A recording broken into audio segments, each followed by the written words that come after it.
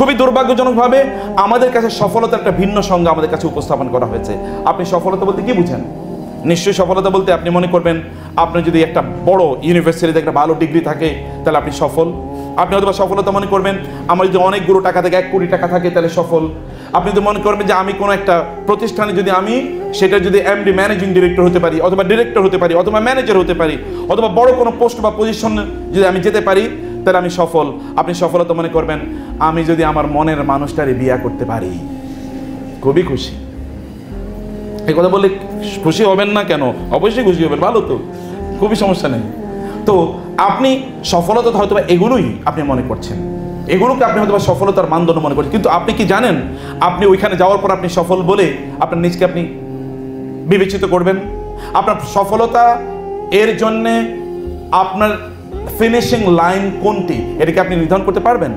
কোনোদিন নির্ধারণ করতে পারবেন না, কারণ ম্যাটেরিয়ালিজম, বস্তুবাদ আমাদের কাছে সফলতার যে সংজ্ঞা উপস্থাপন করেছে এটা কেবলমাত্র এক ইনস্যাটিয়েবল গ্রিড ছাড়ার কোনো কিছু না, যে গ্রিডকে কোনোদিন আপনি স্যাটিসফাই করতে পারবেন না, পূর্ণ করতে পারবেন না। আপনার আজকে তো যেমন খেলার মধ্যে আপনি দেখেছেন কম্পিউটার খেলায় বা আপনার কম্পিউটার গেমসে আপনি দেখবেন এই গেমস থেকে এই লেয়ার থেকে এই লেভেল থেকে ওই লেভেলে গেছেন, ওই লেভেল থেকে ওই লেভেলে, ওই লেভেল থেকে ওই লেভেলে, লেভেল কোনোদিন শেষ হয় না, এরপর একটা এরপর একটা এরপর একটা।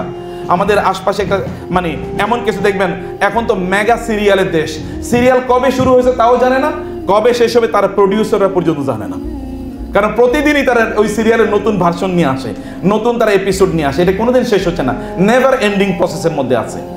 আমাদেরও এই যে গ্রিড অথবা আমাদের সফলতার জন্য যে ডেফিনেশন আমাদের সামনে দাঁড় করিয়ে দেওয়া হয়েছে এটার আসলে কোনো এন্ডিং নাই, অথবা এটা কোনো ফিনিশিং লাইন নাই।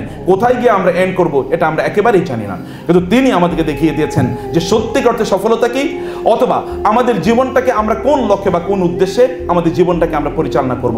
আপনারা বলেন তো আপনাদের জীবনের পারপাস কি?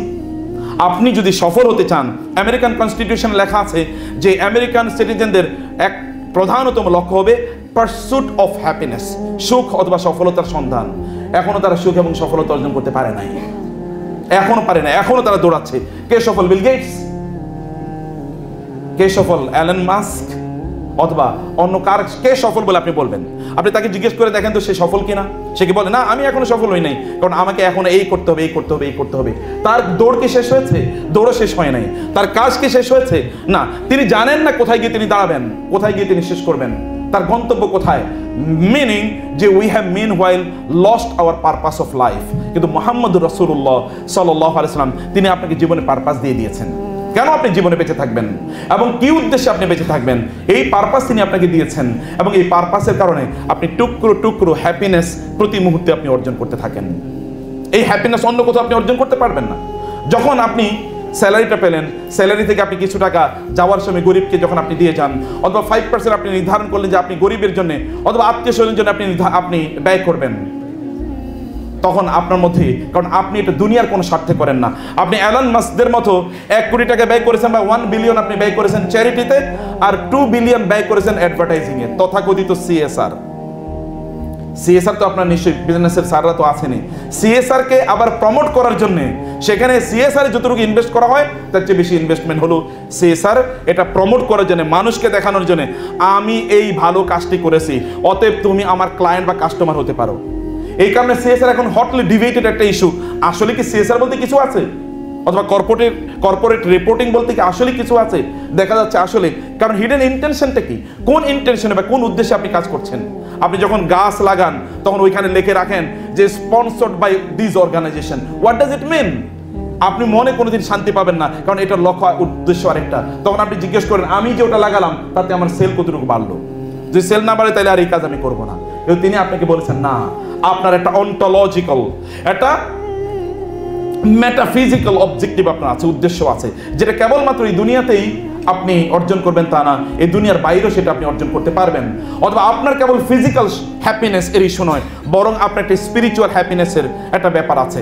ইন্টিগ্রিটি, আপনি যখন কোনো কাজ করবেন এই কাজটি আপনি ইন্টিগ্রিটির সাথে, আপনি এই কাজটি সততার সাথে অথবা ট্রুথফুলনেসের সাথে আপনি কাজটি করবেন। এটি মুহাম্মদুর রাসূলুল্লাহ সাল্লাল্লাহু আলাইহি ওয়াসাল্লাম তিনি আমাদেরকে দিয়ে দিয়েছেন। আপনাদেরকেও বলবো যাই করেন আপনি সেটা ইন্টিগ্রিটির সাথে করেন, অনেস্টির সাথে করেন। লাভ ইউর প্যারেন্টস, অথবা love your children, love your wife, or love your husband, love your friends also only because of love.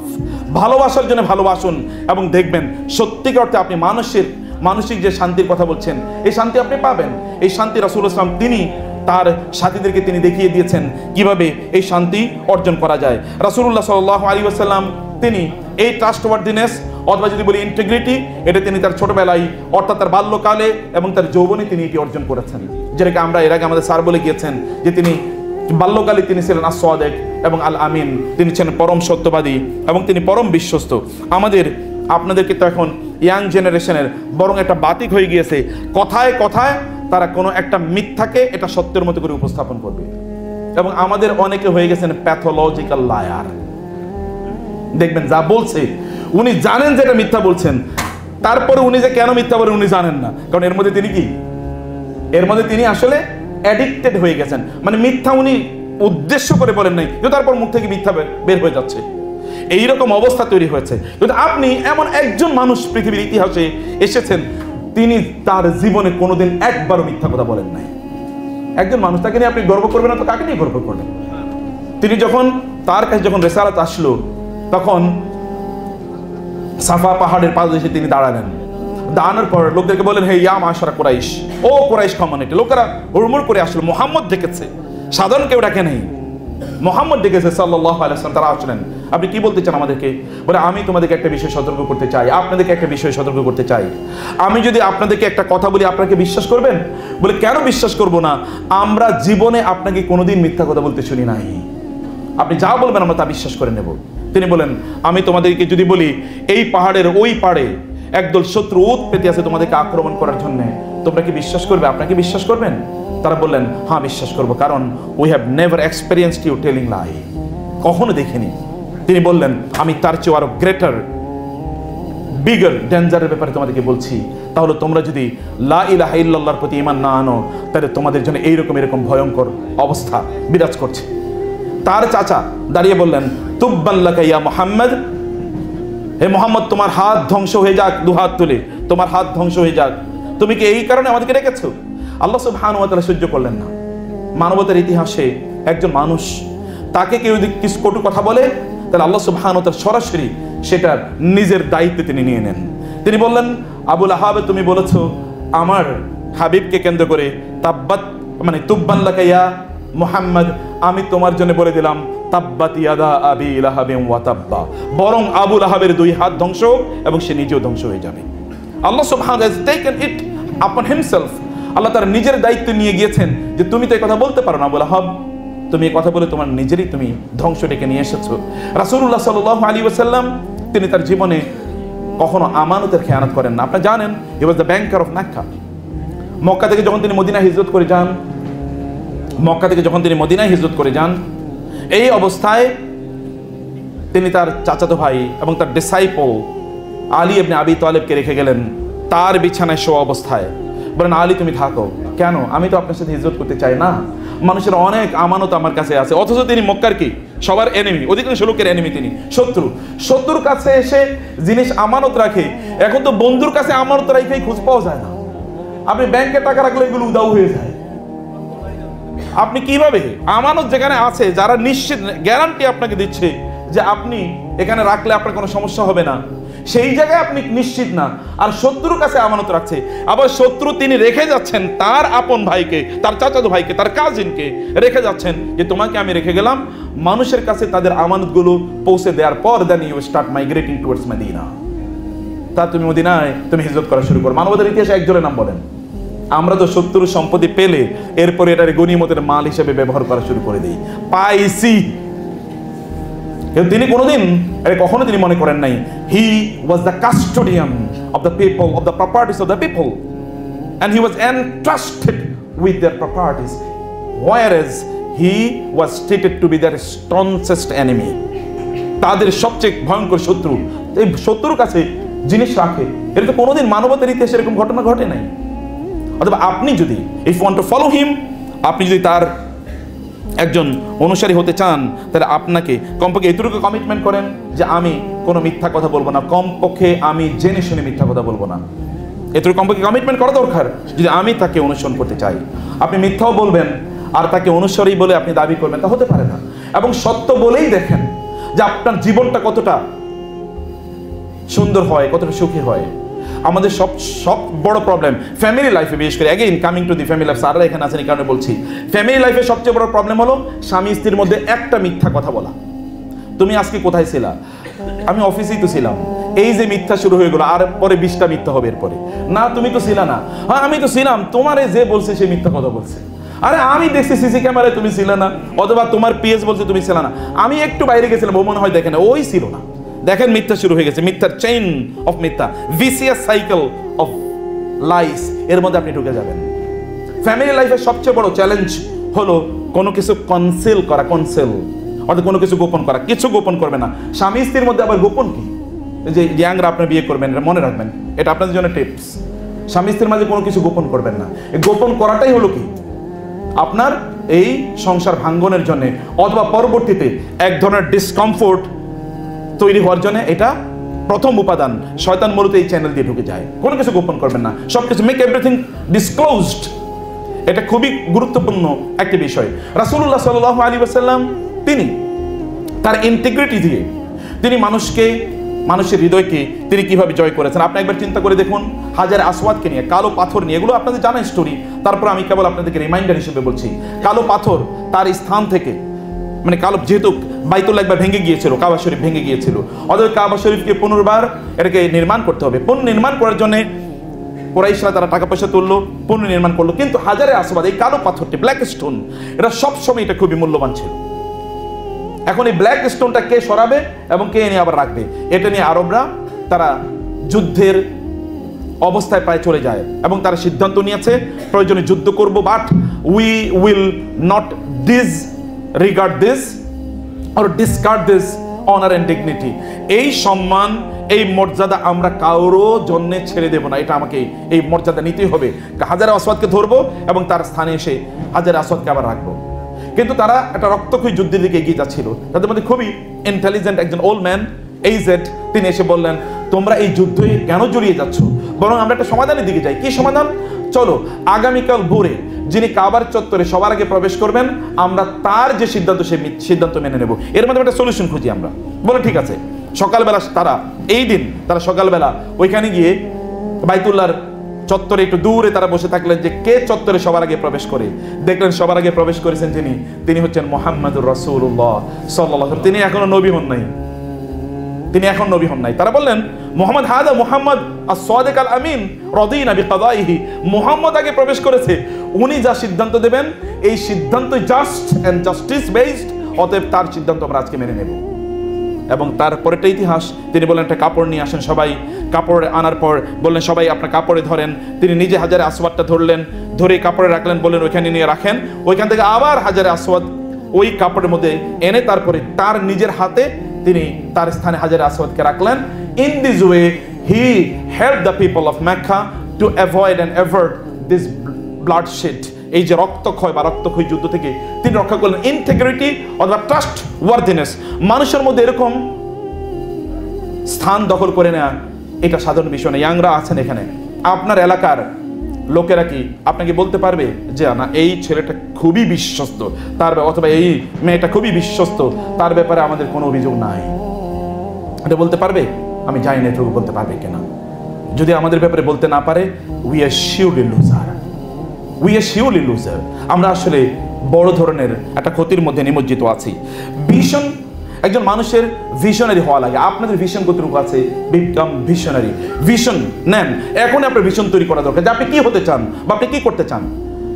আপনি কি হতে চান, আপনি কি করতে চান, আপনি কোন জায়গায় পৌঁছতে চান, সেই ভিশনটা আপনাকে তৈরি করতে হবে। ছোটবেলায় আমরা পড়েছিলাম, একবার এক ছেলে, আমি জিজ্ঞেস করলাম যে তুমি ইয়ে করেছো এসএসসিতে, তখন তো রচনা আসতো, এখন আসি কিনা জানি না, রচনা আসতো, তো সে এইম ইন লাইফ রচনা লিখে দিয়ে এসছে। আমি বললাম ভালো, কি লিখে দিয়ে এসছো? বলে I want to become a doctor, এটা আমি লিখে দিয়ে এসছি। সে কিন্তু আসছে পরে আসছে কিন্তু I want to become a doctor, এটা কারণ ওটা মুখস্থ করে রেখেছে, ওইটা লিখে দিয়ে এসছে। আমাদের জীবনের হয় কোনো গোল নাই, অথবা পারপাস নাই, অথবা কোনো এইম নাই, অথবা একটা মিসপ্লেসড একটা এম নিয়ে আমরা বসবাস করছি, জানি না আমার করণীয় কি বা আমি কি করতে চাই, আমি কি হতে চাই। নাই, এটা আমাদের কেউ আগে বলতো আমাদেরকে, কিন্তু এখন আমাদেরকে বলার মানুষ নাই। আপনারা আপনাদের জীবনে একটা এইম তৈরি করেন। রাসূলুল্লাহ সাল্লাল্লাহু আলাইহি ওয়াসাল্লাম এর জীবনের দিকে যদি আপনি তাকান, তাহলে দেখবেন কিভাবে একজন মানুষ টুয়ার্ডস হিজ এইম, তার লক্ষ্য পানে কিভাবে তিনি ছুটে চলেছেন। আমরা অনেকেই স্টার্ট আপ কিন্তু তৈরি করি, গ্রহণ করি, এবং 1 বছর পরে সব শেষ, না আমার স্টার্ট আপটা চললো না। মুহাম্মদ সাল্লাল্লাহু আলাইহি ওয়াসাল্লাম একটা স্টার্ট আপ তৈরি করেছেন।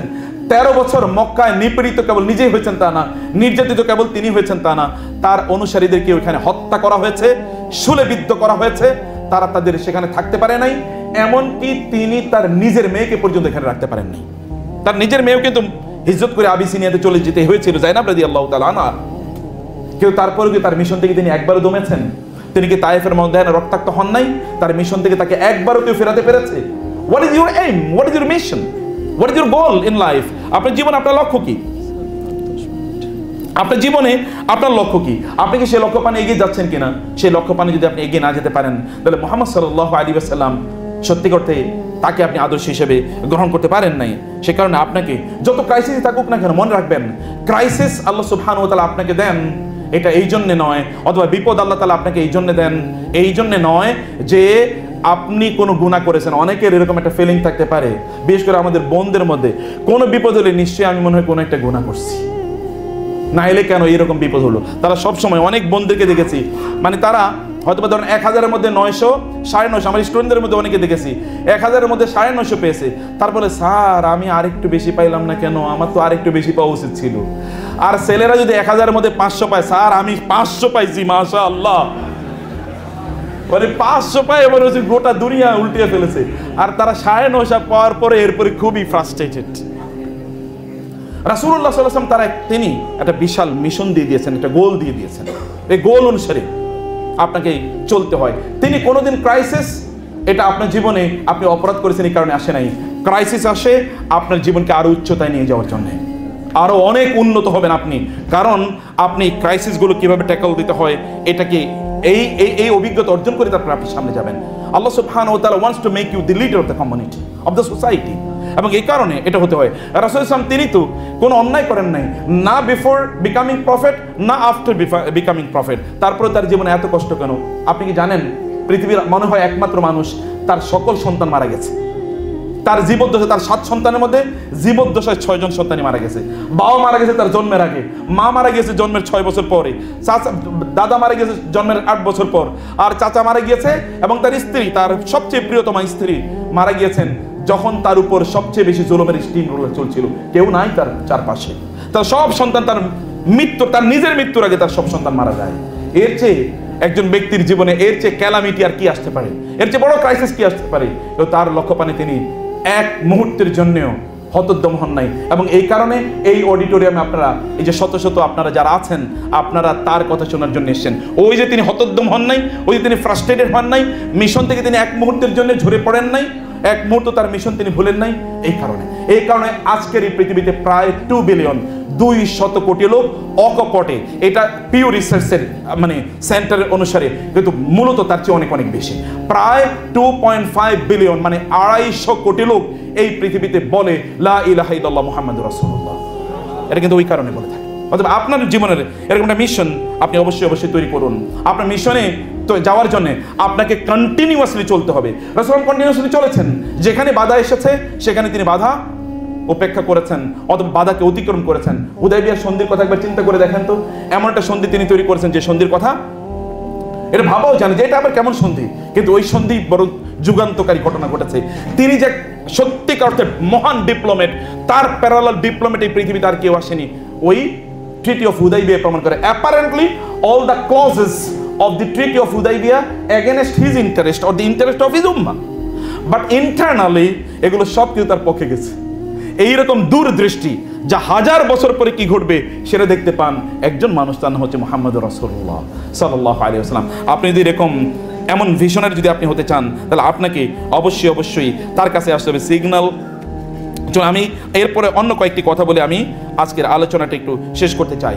ল অফ টাইমিং এর কথা আমি বলি। টাইমিং, মুহাম্মদ সাল্লাল্লাহু আলাইহি ওয়াসাল্লাম তিনি এমন মানুষ ছিলেন, সঠিক সময়ে right act at the right time, right action at the right time, সঠিক সময়ে তিনি সঠিক কাজটি করেছেন, যখন যা করা দরকার তখন তিনি তা করেছেন। এটা আপনি যদি সঠিক সময়ে সঠিক কাজ করেন তাহলে আপনি সফল হবেন। আপনি যদি সঠিক সময়ে ভুল কাজ করেন অথবা ভুল সময়ে সঠিক কাজ করেন তাহলে আপনি সফল হতে পারেন, কিন্তু আংশিক। আর যদি আপনি রং সময়ে রং কাজ করেন তাইলে আপনাকে বিদায় নিতে হবে, তখন অন্য কেউ এসে আপনার জায়গা দখল করে ফেলবে। বুঝতে পেরেছেন? অতএব আপনি রং সময়ে রং সিদ্ধান্ত নিতে পারেন না। আপনি একজন মানুষ যিনি তার জীবনে কোনো সিদ্ধান্ত ভুল নেন নাই, কারণ he was always inspired and guided by Allah. সব সময় তিনি গাইডেড বাই আল্লাহ। এই কারণে তার সিদ্ধান্ত never he took any decision which was destructive or counter productive, এরকম কোন সিদ্ধান্ত তিনি নেন নাই। Read his life and see. আপনি পড়েন না, আই চ্যালেঞ্জ ইউ। আমি বলি আপনি তো অনেকের বই পড়েছেন, এই তার জীবনীটা একবার পড়েন।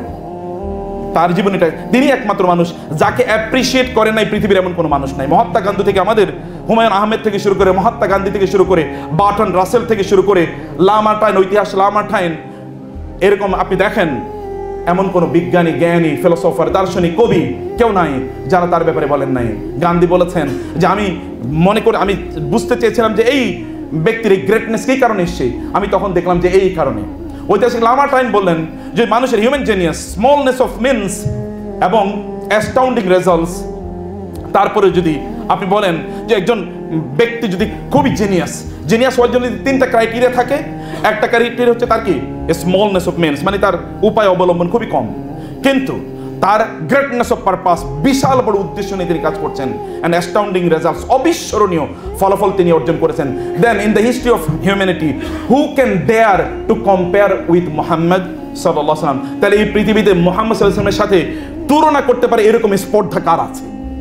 এমন স্পর্ধা কারো নাই, এমন স্পর্ধা এই পৃথিবীর কারো নাই। বার্টন রাসেল, এই জন্য জর্জ বার্নার্ড শো বলেছে, if Mohammad, I believe if Muhammad is to assume the dictatorship of the world, he will be able to solve its problems in a way which will bring its much needed peace and happiness.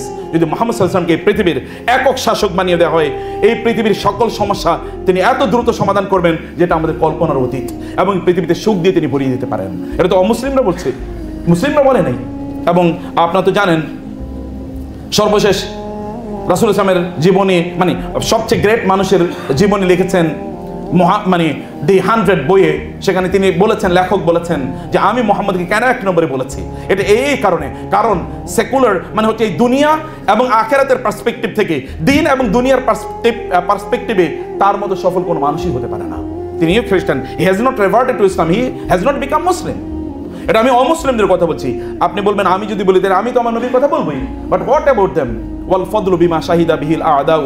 বলা হয় শত্রুরা যদি আপনার পক্ষে আপনার প্রশংসামূলক কোনো কথা বলে তাহলে বুঝতে হবে এটাই কি সত্যতা। রাসূলুল্লাহ সাল্লাল্লাহু আলাইহি ওয়াসাল্লামের সবচেয়ে বড় শত্রু ছিল ফেরাউন হাজির উম্মাহ। বলা হয় এই উম্মার ফেরাউন, তার নাম ছিল আবু জাহেল। আপনি জানেন বদরের যুদ্ধ, এক লোক গেল, সেও মানে কুরাইশদের পক্ষে মুসলমানদের বিপক্ষে যুদ্ধ করতে গিয়েছে। আবু জাহেলকে এক জায়গায় পেয়েছে, বলে আবু জাহেল যুদ্ধের কমান্ডার ইন চিফ, মানে বিপরীত পক্ষে। আবু জাহেল আপনাকে একা তো পাই না, আজকে একা পাইছি, আমরা তো ওনার বিরুদ্ধে যুদ্ধ করতেছি, নো প্রবলেম। আপনি আমাকে বলেন তো ওনার ব্যাপারে আপনার মন্তব্য কি? বলে যে আমার মন্তব্য হলো he is amazing, he is amazing, he has never told any lie, he has never cheated anyone and he has never heart anyone. Appreciation কাকে বলে? এই লোকটা আসলে অ্যামেজিং। সে কোনোদিন কারো কোনো ক্ষতি করে নাই, কোনোদিন মিথ্যা কথা বলে নাই, কাউকে কোনোদিন কষ্ট দেয় নাই, সত্যি কষ্ট দেয়। এরকম একজন মানুষকে আপনি অনুসরণ করবেন না, অথবা তার গল্প শুনবেন না তো কার গল্প শুনবেন? তার কথা শুনবেন না তো আপনি কার কথা শুনবেন? এবং এই জন্য বলছি ল অফ এক্সপ্লোসিভ গ্রোথ যদি আপনি বলেন, আমাদেরকে এখন বলতে হয় নতুন করে, আপনাদেরকে বলে যাচ্ছে লিড দ্য লিডার্স। অধিকাংশ প্রতিষ্ঠানগুলো কেন ধসে পড়ে জানেন? কারণ আমরা লিডার তৈরি করি না, আমরা কেবল ফলোয়ার তৈরি করি। কারণ সেলিব্রিটিমের যুগ তো, সেলিব্রিটিজম। অতএব আমার ফলোয়ার সংখ্যা কত বেশি, এই জন্য আমি একেবারে ফুলে ফেপে উঠি। আমার ফলোয়ার 1 মিলিয়ন, 2 মিলিয়ন, 3 মিলিয়ন। ফলোয়ারশিপ বাড়ানো ইস্যু না, ফলোয়ারশিপ একটা বুদবুদের মতো। দেখেন এরপরে একটা উল্টাপাল্টা কথা বলে সব ফলোয়ার আপনার গালিগালাজ করা শুরু করে দেবে। এটা কিচ্ছু না, এগুলো পুরাটাই বুদবুদ, এর কোনো অস্তিত্ব নাই, এটা আনরিয়েল, এর মধ্যে কোনো রিয়েলিটি নাই। কিন্তু আপনাকে লিডার তৈরি করতে হবে। মুহাম্মদ সাল্লাল্লাহু আলাইহি ওয়াসাল্লাম কি লিডার তৈরি করেছেন? আপনি দেখেন তো হাজার হাজার, তিনি মারা গিয়েছেন, লোকেরা মনে করেছে মুহাম্মদ সাল্লাল্লাহু আলাইহি ওয়াসাল্লাম যেহেতু নাই অতএব ইসলাম বুঝি যায়। সবচেয়ে দুর্বল মানুষটাকে বানানো হলো খলিফা আবু বকর রাদিয়াল্লাহু তাআলা আনহু। সবচেয়ে দুর্বল কোন জায়গায়? দাঁড়াইলে কাঁদে, কোরআন তেলাওয়াত করলে কাঁদে, নামাজে দাঁড়ালে কাঁদে, খুবই সফট স্পোকেন খুবই সফট হার্টেন্ড, তাকে বানিয়ে দেওয়া হলো খলিফা। চারিদিক থেকে যুদ্ধের ডামাডোল বেজে উঠলো মুসলমানদের বিরুদ্ধে, ইসলামের বিরুদ্ধে, মদিনার বিরুদ্ধে। ওমর রাদিয়াল্লাহু তাআলার মতো ব্যক্তি, বাঘ, যাকে দেখলে শয়তান অন্য রাস্তা দিয়ে পালায়, শয়তান, রাসূলুল্লাহ বলেছেন শয়তান আপনাকে দেখলে অন্য রাস্তা দিয়ে পালায়, সে ওমরের মতো ব্যক্তি হতোদ্যম হয়ে গেছে, করণীয় কি? আবু বকর রাদিয়াল্লাহু তাআলা আনহু বললেন, ওয়াল্লাহি, আল্লাহর যুবকরা শুনুন, যুবতীরা শুনুন, ওয়াল্লাহি আল্লাহর কসম করে বলছি, আয়ানকুসুদ্দিন ওয়া আনা হাইয়ুন, আমি আবু বকর বেঁচে থাকতে ইসলামের গায়ে কেউ আঁচড় দেবে, এটা হতেই পারে না। সবচেয়ে দুর্বল মানুষ, তাহলে শক্তিশালীদের অবস্থাটা কি? শক্তিশালীদের অবস্থাটা কি? তার মৃত্যুর 30 বছরের মাথায়, তার ইন্তেকালের 30 বছরের মাথায় সমগ্র বিশ্বের প্রায় অর্ধেক তখনকার তার সাথীরা, যারা আরবের মরুভূমিতে বড় উঠেছে, এখানে তাদের কোনো অস্ত্র নাই, শস্ত্র নাই, কোনো ইন্ডাস্ট্রি নাই, পানি নাই, কোনো ধরনের ফসল নাই, এখানকার লোকেরা তখনকার অর্ধ পৃথিবীকে তারা শাসন করা শুরু করে দিয়েছে। এটা কিভাবে সম্ভব হয়েছে? অতএব আপনাকে 3 নম্বর যে বিষয়, সেটা হচ্ছে যে আপনাকে অবশ্যই আপনাকে ল অফ লেগাসি, আপনি কি লেগাসি তৈরি করে যাচ্ছেন, আপনি কেমন সাকসেসর তৈরি করে যাচ্ছেন, যেই সাকসেসররা সত্যিকার অর্থে আপনাকে সাকসিড করবে বা আপনাকে তারা ওন করবে, আপনাকে ইনহেরিট করবে, আপনার কথাগুলো তারা বলে বেড়াবে, এটা আপনি কেমন সাকসেসর রেখে যাচ্ছেন। আমরা আমাদের বাংলাদেশের প্রেক্ষাপটে বলি, স্যাররা আছেন, আমরা কতজন সাকসেসর রেখে যাচ্ছি যারা সত্যিকার অর্থে আমাদের মিশনটাকে জীবন দিয়ে হলেও তারা এটাকে রক্ষা করবে? কয়জন আমরা রেখে যাচ্ছি? আমার চারপাশে যারা আছে সবাই দেখবেন সুবিধাবাদী। আমি সরি স্যার, অন্যভাবে নেবেন না। অধিকাংশ মানুষ যারা একটু বড় পজিশনে থাকে, এদের চারপাশে কারা থাকে দেখবেন তো? কারা থাকবে? বিপদে একজনের খুঁজে পাবেন না, সব পালাইছে দেখবেন বিপদ হলে, একজনের আপনি খুঁজে পাবেন না। কিন্তু আপনি বলেন তো তিনি কেমন সাকসেসর তৈরি করে গিয়েছেন? তিনি সাকসেসর তৈরি, তিনি মারা গেলেন, কিন্তু তার অনুসারীরা, এই পৃথিবীর এমন কোনো দেশ নাই, তৎক্ষণকার নোন ওয়ার্ল্ডে এমন কোনো দেশ নাই, একেবারে পূর্বের এই চীন থেকে আমি বলছি, এদিকে চীন, অথবা ওইদিকে মালয়েশিয়া, ওইদিকে মরক্কো অথবা মাগরিব পর্যন্ত, ওইদিকে স্পেন এই জায়গা, অথবা ওইদিকে জার্মানি পর্যন্ত, ওইদিকে পর্তুগাল পর্যন্ত, এমন কোনো জায়গা নাই যেইখানে তার সাথীরা তার মিশন বা তার বক্তব্য ছড়িয়ে দেওয়ার জন্য ছুটে বেড়ায় নাই। কিসের উদ্দেশ্যে, কি লক্ষ্যে? এমনভাবে তিনি সাকসেসরদেরকে তৈরি করেছেন, তাদের মধ্যে এমন ইন্সপিরেশন, এমন মোটিভেশন তিনি দিয়ে দিয়েছেন। এই মোটিভেশন, কি মোটিভেশন দিয়ে গেলেন? 1500 বছর পরেও এখন আমরা তারা মোটিভেটেড, তার কথা শুনে আমরা এখনো তাকে দেখি নাকি স্টিল যদি বলা হয় তার জন্য জীবন কোরবানি করতে, তাহলে আমার মনে হয় কোটি কোটি যুবক তারা বলবে আমাদের নবীর জন্য আমরা জীবন কোরবানি করিতে রাজি। আছে কিনা এরকম? এটা এই মোটিভেশন ওই যে তিনি দিয়ে গিয়েছেন, সেই মোটিভেশন কিন্তু তখন থেকে শুরু হয়েছে। সম্মানিত ভাইরা, আমি এখানে শেষ করে দিয়ে যে কথাটা আপনাদেরকে বলতে চাই তা হলো, তিনি, আমি যদি বলি হি ইজ গ্রেট, তার ইনজাস্টিস করা হবে। যদি বলি হি ইজ দ্য গ্রেটেস্ট, তাহলে ইনজাস্টিস হবে। He is the only one man in the history of humanity, যিনি তার জীবদ্দশায় মানুষকে যতটা বেনিফিট দিয়েছেন, তার মৃত্যুর পর তার চেয়ে অনেক অনেক বেশি বেনিফিট দিয়ে যাচ্ছেন। এবং প্রতিটি মুহূর্তেই, এমন কোনো স্প্লিট সেকেন্ড নাই এই পৃথিবীতে, এমন কোনো মুহূর্ত নাই। আপনি জানেন, আপনি যদি এখনো ইউরোপে যান, বেশ করে আমেরিকাতে যান, আপনারা দেখবেন যে টিকটকাররা অথবা যারা ওই যে ইয়ে করে, মানে মিম তৈরি করে, এরকম আরো অনেক দেখবেন, এরা এমনকি ঈসা আলাইহিস সালাতু ওয়াস সালামকে নিয়েও তারা টিকটক তৈরি করে। তার নবী ঈসা আলাইহিস সালামকে তারা দাবি করে, তারপর তাকে নিয়ে তারা টিকটক তৈরি করে, অথবা তাকে নিয়ে তারা হাসি ঠাট্টার ভিডিও তারা বানায়। এগুলো বানানোর কারণ আছে, কারণ আমরা এমন একটা যুগে বসবাস করতেছি, যিনি টিকটক বানাইছেন উনি নাকি বলছিলেন যে, আমি একবার দেখলাম মানুষ কিছু সময় তারা একটু টিকটক দেখুক, অন্যান্য কাজের ফাঁকে একটু টিকটক দেখুক, কিন্তু মানুষ যে সারা সময় টিকটক দেখবে আমি যখন বানাইছি তখন বুঝতে পারি নাই। এখন দেখি এটা গোটা পৃথিবী আসলে টিকটক ওয়ার্ল্ড। আমরাও দেখবেন একটা স্ক্রলিং 1 to 2 একবার মোবাইল হাতে নিয়েছি, 2 ঘন্টা পরে মনে পড়লো আজ কি জন্য যেন মোবাইল হাতে নিয়েছিলাম, ভুলে গেছি। এর মধ্যে কেবল টিকটক দেখতেছি। এটা টিকটক জেনারেশন চারিদিকে তৈরি হয়েছে, এমন একটা অবস্থা আমাদের তৈরি হয়েছে। সত্যিকার অর্থে আমরা আমাদের জীবনটাকে কোন পারপাসে বা কোন লক্ষ্যে বা কোন উদ্দেশ্যে আমরা পরিচালনা করব, এটা আমরা হয়তো বুঝতে পারি না, আমরা এটা ভুলে গিয়েছি। কিন্তু তিনি আমাদেরকে সত্যিকার অর্থে একটা পারপাস দিয়ে গিয়েছেন, তিনি আমাদেরকে লাইট দিয়ে গিয়েছেন, তিনি আমাদেরকে আলো দিয়ে গিয়েছেন, তিনি আমাদেরকে সত্যিকার অর্থে এমন একটা জীবনের পথ নির্দেশনা দিয়ে দিয়েছেন, যেই পথ নির্দেশনা অনুসারে যদি আপনি চলেন তাহলে সত্যিই আপনি সফল হবেন। তিনি বৈষম্যের যে কথা বলছি, বৈষম্যের গল্পটা বলে আপনাদেরকে শেষ করে দেই। এক আরিশ নামক এক লোক, তিনি আসলে মক্কায় তার উট বিক্রি করার জন্য, অ্যাগেন আবু জাহেল প্রেক্ষাপট ইন দ্য সেন, আবু জাহেল আসলো, বলে তোমার উট তো দেখতে খুবই সুন্দর, বিক্রি করবে নাকি? হ্যাঁ বিক্রি করতে এনেছি, আমার কাছে বিক্রি করো। দাম কত দেবেন? বলে তুমি আমাকে চেনো না? আমি যে এই জিজ্ঞেস করো আমি কে? হ্যাঁ উনি তো মক্কার লিডার। ও সে মনে করছে মক্কার লিডারের কাছে উট বিক্রি করতে, কি ওয়াও, খুবই ভালো ঘটনা, খুব ভালো পয়সা পাবো। আর ঠিক আছে, এটা দামাদামি বলা লাগবে না, তুমি কালকে সকালে আমার কাছ থেকে টাকা নিয়ে এসো, যাও। এখন এই লোক তো খুবই খুশি, আবু জাহেলের কাছে উট বিক্রি করেছে, কি মহা আয়োজন চিন্তা করে দেখেন। খুবই ফুর্তিতে সে ঘুরে ঘুরে বেড়ায়, সে কাবার চারপাশে তাওয়াফ করে। তৎকালীন তো লোকেরা কখনো কাবায় তাওয়াফ করতো, তো কাবার চারপাশে তাওয়াফ করছে। পরের দিন যখন সকাল হয়েছে, খাচ্ছে যাচ্ছে ঘুমাচ্ছে, পরের দিন যখন সকাল হয়েছে বললো ভাই আবু জাহেলের বাড়ি কোনটা? ওই যে ওইটা। বাসায় গিয়ে টোকা দিলেন, কে? আমি ওই যে উট বিক্রেতা। আবু জাহেল দরজা খুললো, তুমি কে? ওই যে গতকাল যার উট কিনেছেন। গতকাল উট? তুমি কি বলো, পাগল হয়ে গেছো নাকি? বলে মানে কি? আপনি না গতকাল, আপনি ভুলে গেছেন স্যার, এই যে গতকাল আপনি না মক্কার লিডার, আমি যে উট নিয়ে এসেছিলাম ওই যে গ্রাম থেকে, এই যে এই। বলে তুমি মনে হয় ভুল জায়গায় এসছো, আমি তো আসলে উট টুট কিনি না, তুমি ভুল জায়গায় এসছো, তুমি যাও অন্য জায়গায় যাও। এ লোক তো স্তম্ভিত, বলে কি মক্কার নেতার কাছে আমি উট বিক্রি করেছি, কিন্তু আমি উট পেলাম না, আমার ঘটনা কি? মানে উটের দাম পাচ্ছি না। তিনি পাগলের মতো এবার যাচ্ছেন, এই ভাই অমুকের কাছে আরেক লিডার, ভাই এই যে আবু জাহেলের কাছে আমি গতকাল উট বিক্রি করছি, উনি তো টাকাটা দিচ্ছে না, ভাই একটু বলবেন। বলে তুমি কি জানো উনি এখানকার নেতা, ওনার বিরুদ্ধে কিচ্ছু বলা আমাদের পক্ষে সম্ভব না। যার কাছে সবাই একই কথা বলে। কাবার কাছে দৌড়ে গেলেন, ওইখানে কয়েকজন লোক বসা। বলে ভাই আমার একটু হেল্প করেন নাকি? বলে এই ঘটনা। বলে আমাদের পক্ষে কিছু করার নেই, ওই যে একটা লোক আসছে তার নাম মোহাম্মদ, তারে বলো, উনি পারলে কিছু করবে। এবং তারা সিদ্ধান্ত নিয়ে ইচ্ছা করে রাসূলকে দেখিয়ে দিয়েছে, কারণ আবু জাহেলের কাছে যদি রাসূল যায় তাহলে রাসূলকে অপমান করবে, লাঞ্ছিত করবে, তাকে গায়ে হয়তো আঘাত করবে। ওরা এই দৃশ্যটা একটু দেখতে চায়, একটু মজা নিতে চায়। এ লোক গিয়ে দৌড়ে গেল, আমি আপনাকে চিনি না, এরা বলছে নাকি আমার একটু আপনি হেল্প করতে পারবেন, কি তোমার সমস্যা? এই সমস্যা, আসুন।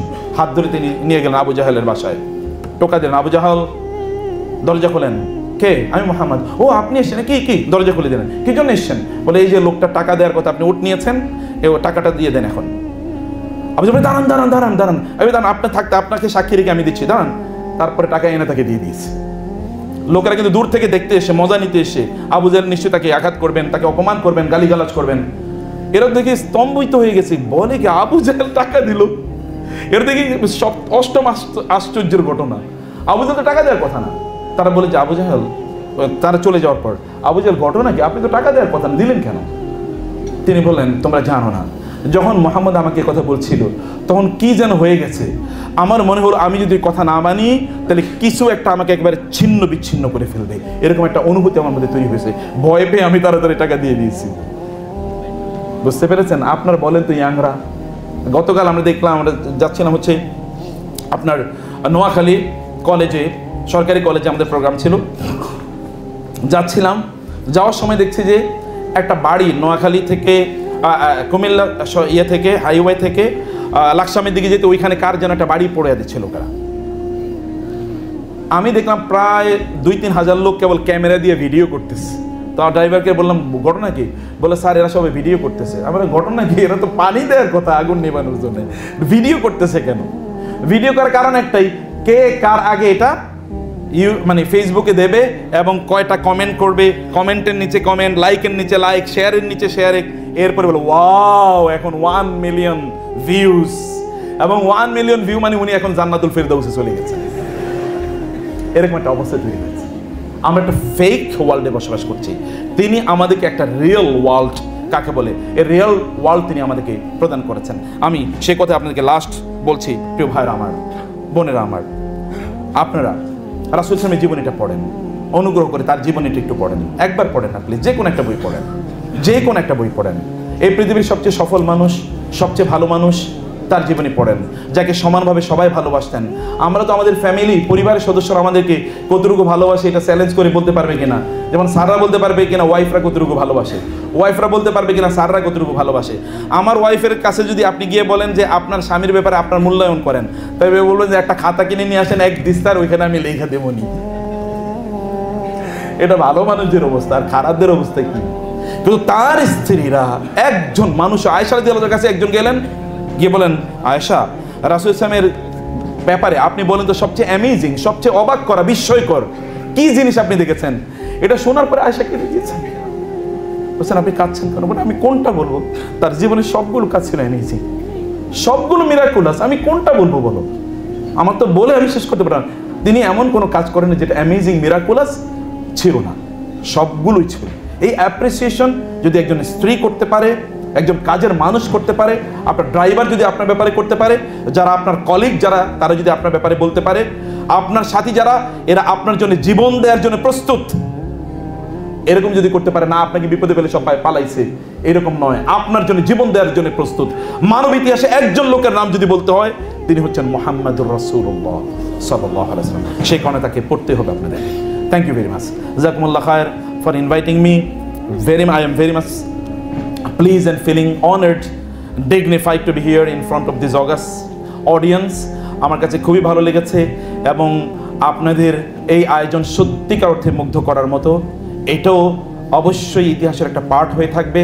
এবং আমি বলবো স্যাররা এখানে আছেন, স্যার মানুষকে তো মানুষ বানাতে হবে। এই আমরা যে শিক্ষা ব্যবস্থা আছে স্যার, এই শিক্ষা ব্যবস্থা মানুষকে মানুষ বানায় না স্যার, এই শিক্ষাটা একটা পণ্য হয়ে গেছে। আমরা এখন দেখেন স্যার, আপনার ইউনিভার্সিটিতে দেখবেন ওই সাবজেক্টই স্টুডেন্টরা পড়ে যেটার এমপ্লয়েবিলিটি ভালো, বাজারে কোনটার চাকরি ভালো।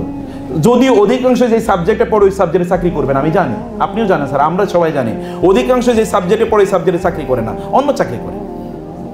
তাইলে আমরা যে সাবজেক্ট পড়াচ্ছি স্যার, এই সাবজেক্টগুলো তৈরি হয়েছে এমনভাবে এখান থেকে আল্লাহ, আল্লাহর রাসূল, মানুষের রূহ, আত্মা, আখেরাত, পরকাল এগুলো সব তুলে দিয়েছে স্যার।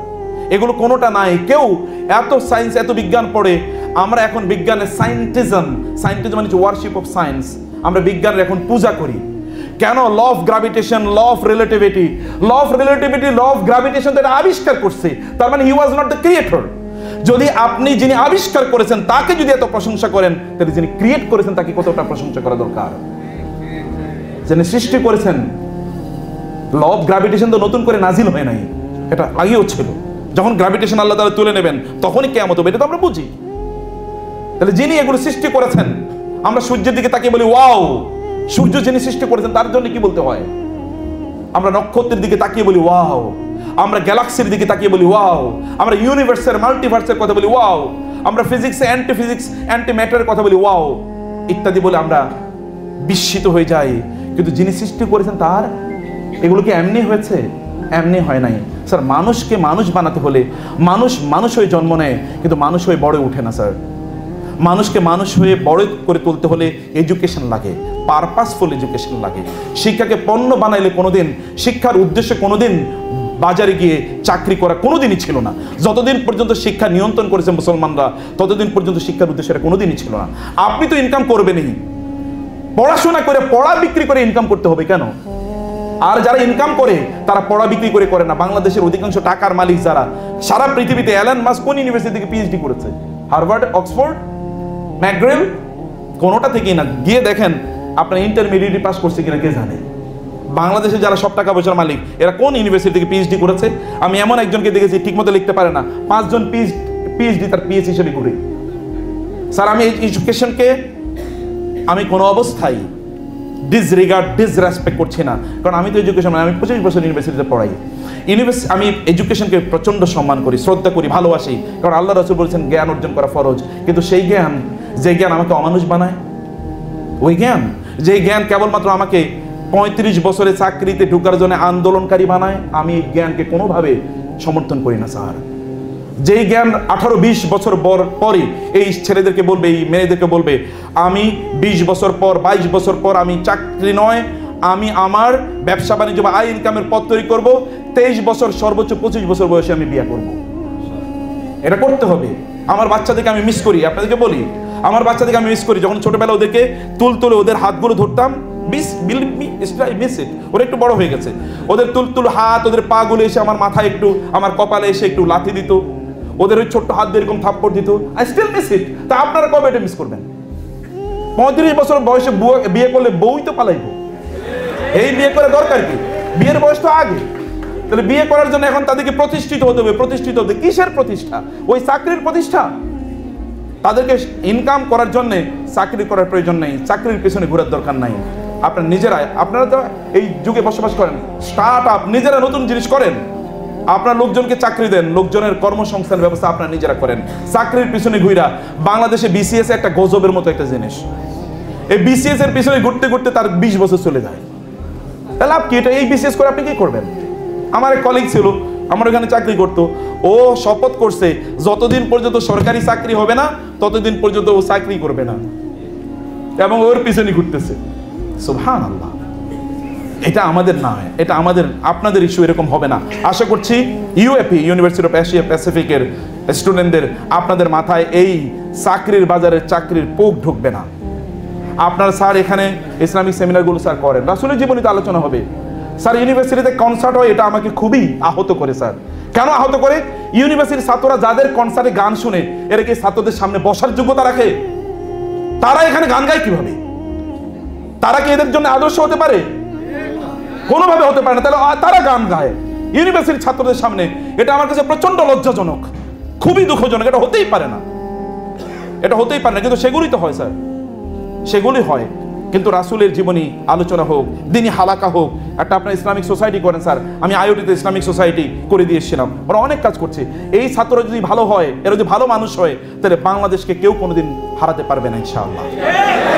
ভালো মানুষ হতে হবে, ভালো মানুষ আমাদের তৈরি করা দরকার, আমাদের ভালো মানুষ দরকার। ভালো মানুষ হলে এরা কোনোদিন ইফটিস করবে না, এরা কোনোদিন শিক্ষকদেরকে লাঞ্ছিত অপমানিত করবে না, এরা কোনোদিন পিতামাতাকে অশ্রদ্ধা করবে না, এরা কোনোদিন বড়দেরকে ক্ষতি করবে না, এরা কোনোদিন সমাজের জন্য এরা কোনোদিন হয়ে যাবে না, এরা কোনোদিন প্যারাসাইটের মতো হবে না। বরং এদেরকে নিয়ে আমরা গর্ব করব, আমার এরকম একটা সন্তান আছে। স্যার আমাদের ইউনিভার্সিটি থেকে, ইউএপি থেকে এমন কেউ সন্তান, এমন কেউ শিক্ষার্থী বের হোক, যাদের দিকে তাকালেই আমরা বলতে পারবো ও আমার ছাত্র ছিল, চোখ থেকে এক ফোঁটা পানি পড়ে যাবে, তুমি আমার ছাত্র ছিল বাবা, মা তোমাকে আমি পড়িয়েছি একদিন, যেন বলতে পারি। আর এটা বলার জন্য, এইটা বলার জন্যে আপনাদেরকে যে প্রসেসে আসতে হবে, সেটা হলো আজকের এই আয়োজনের মতো অনেক আয়োজন করতে হবে। আল্লাহ সুবহানাহু ওয়া তাআলা আজকের আয়োজনটাকে কবুল করে নিন। থ্যাংক ইউ ভেরি মাচ, জাযাকুমুল্লাহ খায়র। আমি খুবই কৃতজ্ঞ আপনাদের কাছে। আল্লাহ সুবহানাহু ওয়া তাআলা আপনাদের সম্মান অনেক অনেক বাড়িয়ে দিন।